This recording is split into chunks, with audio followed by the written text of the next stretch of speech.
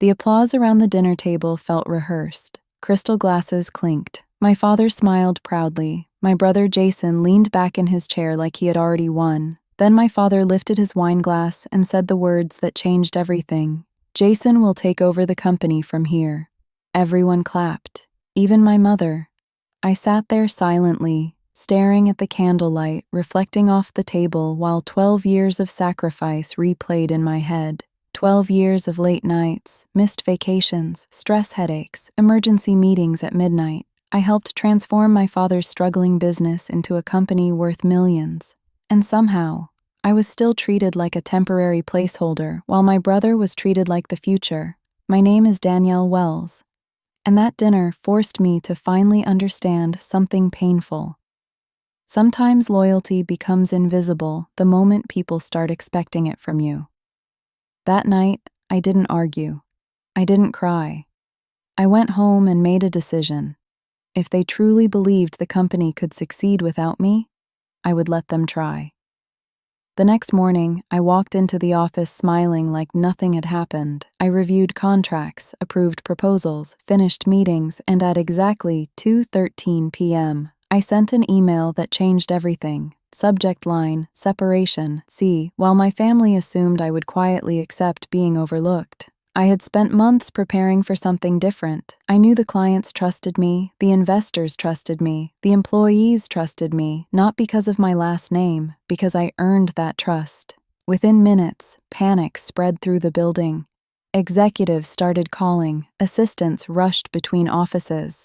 My brother stormed into my office, demanding answers. "You can't leave," he snapped. "Dad would never allow this." I looked at him calmly. This was never his decision to make.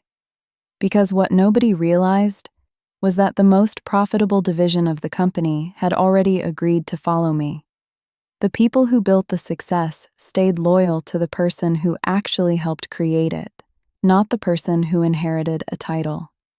That afternoon, I officially launched my own company, Wells Innovation Group. And overnight, everything changed. Clients followed. Partnerships expanded. Top employees resigned to join my team.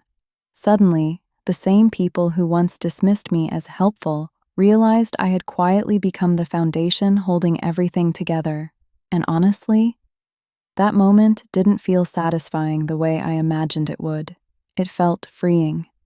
Because for years, I kept trying to earn recognition from people who only valued me when I made their lives easier.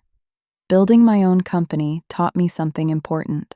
You stop shrinking the moment you stop asking people to finally see your worth. Over the next few months, my former company struggled badly. Not because I wanted revenge, because leadership cannot survive on entitlement alone. Meanwhile, Wells Innovation Group grew faster than anyone expected, and the most meaningful part wasn't the money, it was the people. Talented employees who had spent years feeling overlooked finally had space to lead. Young women entering business started reaching out to me online, mothers, entrepreneurs, students. Many shared the same fear. What if the people closest to me never believe in me? And every time I told them the same thing, you do not need permission to take yourself seriously. Months later, my father finally visited my new headquarters. He looked older somehow, quieter. After a long silence, he admitted, "I didn't realize how much of the company depended on you." I nodded politely. But deep down, I already knew.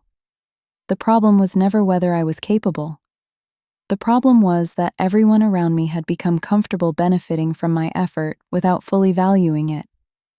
And sometimes, walking away is the only thing that forces people to recognize what you carried for them. Today, my life looks completely different. My company now mentors young professionals who've been underestimated in leadership spaces.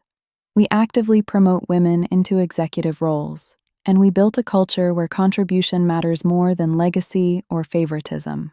One evening after a major business milestone, my daughter looked at me and said, "Mom, you built all of this yourself." And honestly, that mattered more than every title, contract, or headline combined. Because in the end, this story was never really about revenge.